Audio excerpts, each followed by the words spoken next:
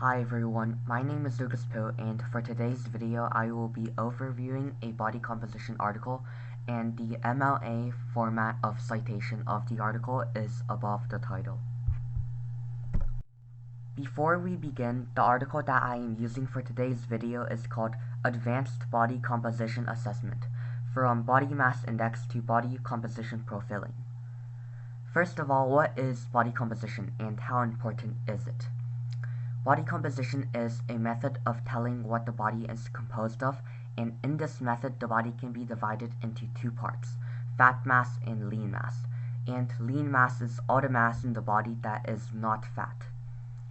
Body fat is the most varying compartment between individuals and also within an individual over time.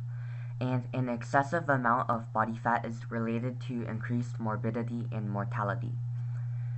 Metabolic risk related to fat accumulation is strongly dependent on its distribution, and by what I mean by distribution is how fat is distributed within the body.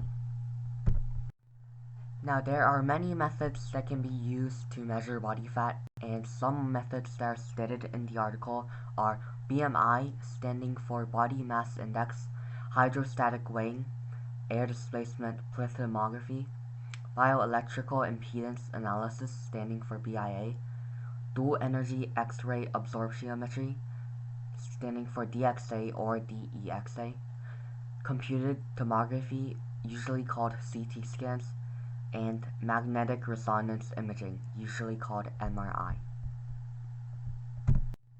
The first method that I am going to talk about is the body mass index, or BMI. BMI is the most common way to estimate body fat, and by using the formula kilograms and mass divided by meter squared in height, the BMI of a person can be found. The method is inexpensive, or actually it doesn't cost at all, but it is not very accurate. Since body fat is the most varying compartment between individuals and also within an individual, it cannot differ the differences. For example, if you have a change in weight over time, the BMI method does not know if the change in weight is fat or lean mass. The BMI is also insensitive to the actual distribution of body fat. Also, the BMI does not take into account of ethnicity, sex, or age, and many more other factors. The BMI is also a poor predictor for individual fat distribution and metabolic risk.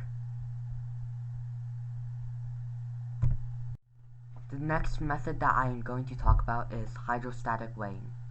Hydrostatic weighing is another method for measuring body fat, and another name for hydrostatic weighing is underwater weighing, since you have to weigh underwater.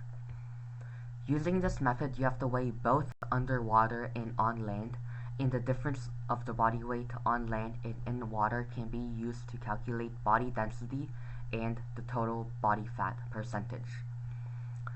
One thing that is not good about the hydrostatic weighing is it cannot give measurements of the distribution of body fat and lean mass in the body. Another method that the article mentions is the air displacement plethysmography method, also known as ADP. So ADP is based on the same principles of hydrostatic weighing, and how does it work then? So basically the person is put into an enclosed chamber, and by changing the chamber's volume, the body's volume can be determined. And by using the body's volume, the body density, the overall fat, and the lean mass can be determined. So one con about this method is that it cannot determine the overall fat and lean mass distributions in the body, and any estimates of the regional fat or muscles cannot be determined.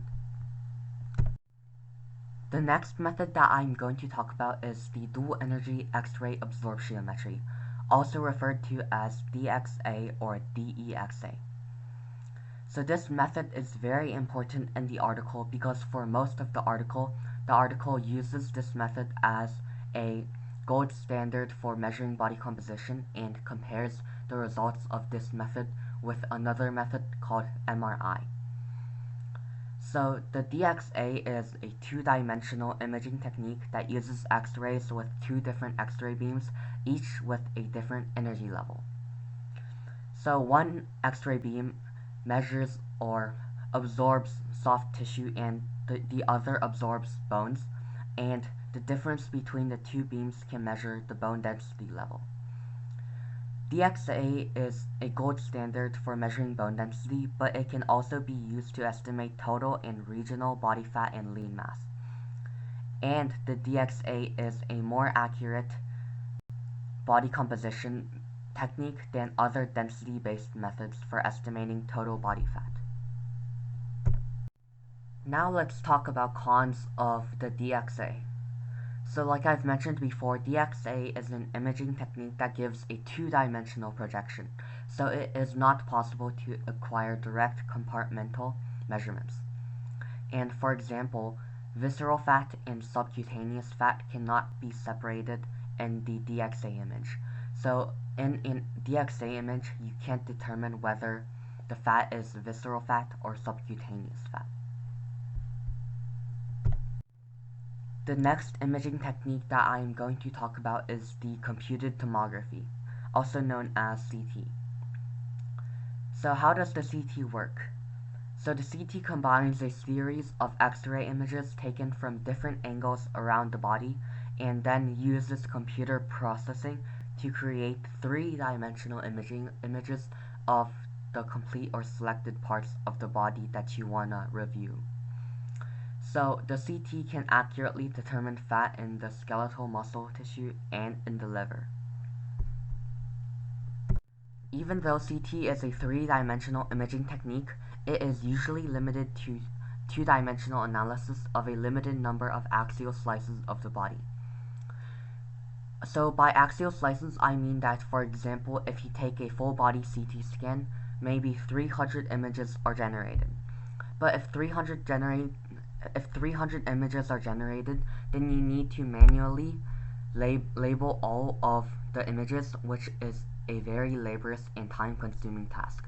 So if it is a very laborious task, then people usually use a limited number of axial slices. But with a limited number of axial slices, then accuracy can be affected. So not only do people limit number of axial slices because it is a very laborious task, but also the reason for this limitation is to minimize ionizing radiation. So on the picture to the bottom right, you see that if you get a full CT scan, the radiation exposure is equivalent to 511 days of natural radiation or 462 hours of flying. Here is an example of a CT scan of the body. So on the very outside, you see this very thin white line around the body, and that in the CT scan is the skin. Then right under the skin, you see this thicker black layer around the body, which is the subcutaneous fat, and which is basically fat under the skin. Then in the CT image, you see white parts, and the white parts are the bones. Inside the bones, you see another black part, which is the visceral fat, and which is basically fat inside the body or around organs. Now, right under the subcutaneous fat, you see this gray color, and that gray color is muscle. The final method that I'm going to talk about for today is the magnetic resonance imaging, also known as MRI. So before, when I talked about the DXA method, I told you that in this article, it talks mainly about the MRI method and the DXA method because the article compares MRI to DXA results. So the MRI employs powerful magnets in the machine, creating a strong magnetic field, and then they produce images of soft tissues in the body. Precise measurements of regional fat mass and lean mass, as well as fat and organs, can be determined using MRI. Here are some cons of the MRI technique. Even though MRI does not use ionizing radiation, which makes it not very harmful to the body unlike the CT, it still has a strong magnetic field, resulting in some side effects such as nausea, dizziness, or maybe even diarrhea. Also, even though MRI uses three-dimensional imaging just like the CT, many studies still only use two-dimensional slices. And a single-slice MRI is poor at predicting visceral and subcutaneous fat changes during weight loss. Later on in the article, it compares MRI results with DXA results, and I'm not going to talk about that for today.